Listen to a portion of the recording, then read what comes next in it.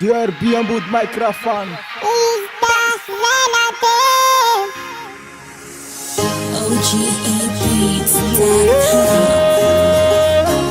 The sexiest dancehall and Afrobeats.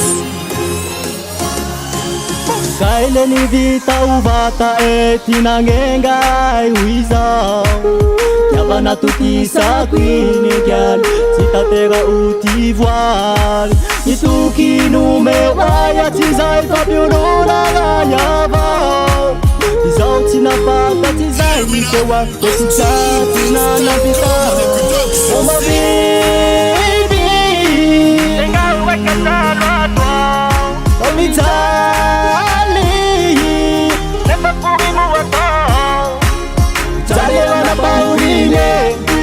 Magale wana pizzaline Kahinu ngetia zukwata Adinuke wachuvitana Shiba miudi nye mafandaki Yak Aile la mami mapiuba lagi Ifuku fanila sawange Pitjava kuinumea kwa zwabe Nifale mbeti chapa wavaure Pitjava kuina vale urate Ingavi ya zurau Isanandu Pachimbanya sa usainyo Inemeleme ufita pita ke untela tela chimandari yale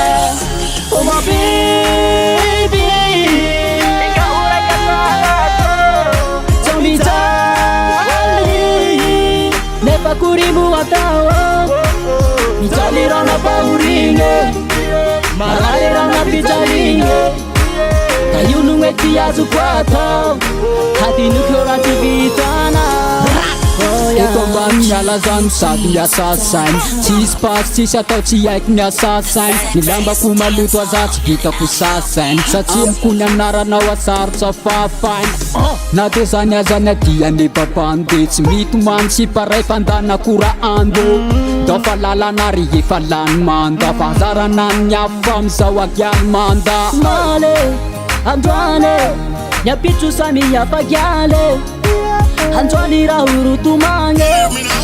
Maraigo palipal May oh my baby Tenga uweka salwata Oh mitali Nepa kurimu wata Zalero na pauringe Magalero na pizzaline Kahinu ngetia sukwata Adinuke wachuditana